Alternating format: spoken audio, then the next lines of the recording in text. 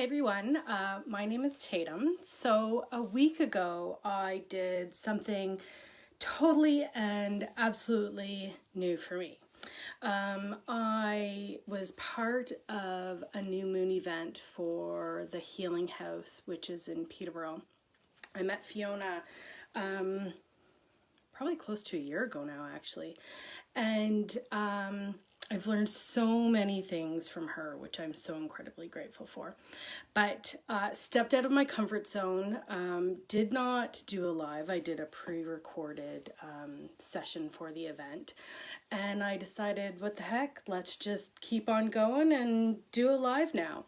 I know lots of people who do these that are really fantastic about saying hello to everybody that joins and logs on. I don't know that I'm going to be one of those people. So it's not that I don't appreciate you joining me and that I'm not going to answer your questions. If you post a question, I will do my absolute best to get back to you afterwards. It's simply because I don't see the best. So I might not see, I'd have to totally lean in. I think that's Teresa. Hi, Teresa. But Kristen Hunt does a live on Wednesday nights and she does a fantastic job of saying hello to everybody. And of course, when she says hello to me, I'm like, oh my God, she said hello to me. So it's not my intention to not say hello to people that join me. It is just simply that I may not be able to see your name on the screen. So I wanted to hop on and talk a little bit about my the services that I offer. So I am an empath, and a lot of people say to me, what is an empath? What do they do? What does it mean to be an empath? Or when you say to people, I'm an empath, they go, oh, I'm so sorry that you're an empath. And in my opinion, it is such an incredible healing tool. How cool is it that when I am offering you Reiki services, I can feel in your body exactly where you're experiencing pain, or knowing if it is purely a physical pain or pain that is associated with an emotion. So if you are an empath, you literally become the emotion, you literally feel the feeling, you become a sponge for other people. And in the classes that I teach on the premise that there are 10 different types of empaths. I'm kind of getting on board with there possibly being 11. And the reason that I say that is that an 11th one that's come into my awareness recently is about an empath, and I'm totally going to say this wrong, I think, but it's Heiyuku, I think, healing through laughter. And if you have ever been anywhere with me, like say a funeral, you know how incredibly inappropriate I become. My cousins and my siblings, you know who you are. We almost got kicked out of my grandmother's funeral because we were in the basement and we were all laughing so hard. Not that we were being disrespectful to her, but we were remembering all of these funny things that she did. And so laughter is so incredibly healing in my opinion.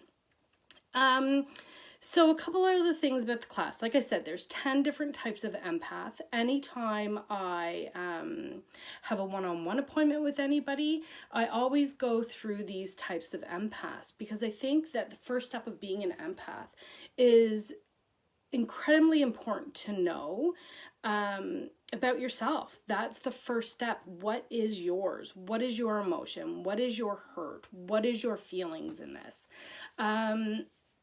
And it's incredibly important to be honest about that. And that was actually the talk that I did my first video on last week, is the importance of the yogic principle, Satya.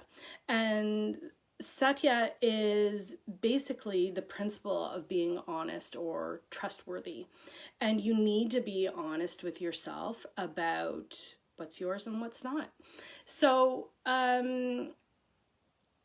we go through a lot of incredible stuff in the empath class. Some people think that they're an empath, and sometimes they are a highly sensitive person. Highly sensitive person is a very similar energy to an empath. You can feel the emotions in a room if it's if there's angry people, if there's somebody upset, you kind of get a feeling for that. An empath actually becomes the feeling. So that's the really big difference, in my opinion, with being an empath and a highly sensitive person, because an empath actually becomes the emotion. And when I first started on this healing journey, it was really fascinating to me interacting with other people, because I had to learn so much about myself in order to know what was other people's. And now I'm in the place that I get to teach that to other people, which is really a cool thing. And so when we do the classes each week, we talk about how important it is to know yourself. And I remember being in a yoga class with my mom one time. So I'm a yoga teacher as well. And what a cool thing to be an empath and a yoga teacher, because you can feel where the students in your class are at or what pains them. And so my mom had something going on with her shoulder. So of course my shoulder started hurting, and I said to her, okay, quit doing what you're doing, move your arm like this. And she was like, oh, that's so much better. And then after the class was over, I went over and we talked about what was going on with her shoulder, and we did some what my family would call woohoo stuff, and moved the energy along. And she was a little bit surprised by that experience, but as we've kind of moved along, she's gotten more and more used to me knowing what's going on. So I've always been an empath. If you're an empath, you're born an empath. It's about 15% of the population. You either are or you aren't. And I used to work with Tracy Trimmel, and what a cool relationship that we had, both business and personal friendship, because she is not an empath, does not want to have anything to do with being an empath, but our relationship allowed me to learn how to articulate what it was to be an empath and be able to articulate it to other people what it is, because I've always just known it. So when it's you don't know any different. You don't know that everybody in the room doesn't feel what you feel. You assume that everybody kind of walks around the same way that you do. And so it was a really amazing relationship that we've had, because she speaks the energy of language as well, but she speaks it in a different way than I do. So it allowed me to learn how to articulate all of the stuff that I wanted other people to understand and learn. And so I've been on this journey of learning about empaths, learning about energy for about six years now.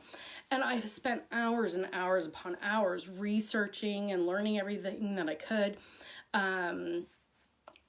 If you've ever heard of Reiki, I've done Reiki level 1 and Reiki level 2 with different teachers about 7 times each.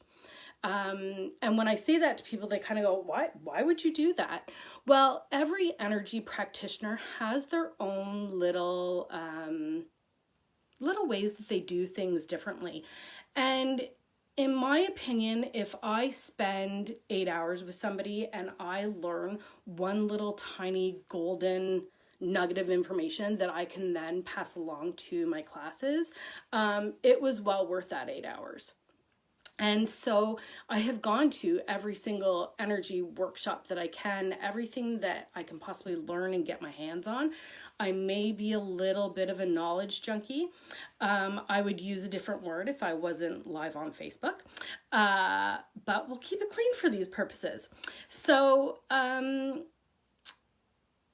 anyways, if you have questions about being an empath, if you would like more information about being an empath, if you say stuff to people like you feel something and they kind of look at you like you have two heads, you might be an empath.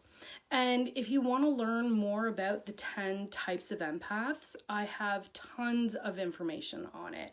Like I said, I've dedicated the last 5 years of my life to learning this information, and how best to share that information, I guess, with others. And right now, so like I said, I am a learning junkie. I love to learn everything that I can about everything. And so right now I am in the midst of shamanic studying. I'm also doing learning around Hindu goddesses. And years ago, when I was kind of just beginning on this learning path, I went to a psychic with a friend, and the psychic told me that I channel the Hindu goddesses Parvati and Kalima, and that kind of scared me a little bit, so I completely checked out of that because I want to know nothing about channeling people, because that scares me. And of course, being scared of something is just a lack of knowledge in that realm, in my opinion, or at least it is for me. And so I always think that knowledge is power, and so Kalima keeps being put in front of me more and more and more. So I think that's going to be kind of where my next learning is directed, is a little bit about Hindu goddesses and the energy that they invoke. So if you ever have any questions, or you want to join me in one of my classes, or if you want to do one-on-one empath services, after the new moon, I actually I put on an offer of saving 20% off any of my services until the end of April. And so if you book an appointment, you'll save 20% on any of my services that I have. I can do any of the services online. Distance is very often, I find, more effective than in person, because you're not dealing with the ego space of the person in front of you. So if you have any questions, I would love to answer anything that you have. I'm going to do a quick check-in in the comments to see if anybody has any questions. It doesn't look like anybody has been asking anything yet. So if anything comes up, give me a shout and I'd be happy to go through anything that you might be wondering about. Take care. Bye for now.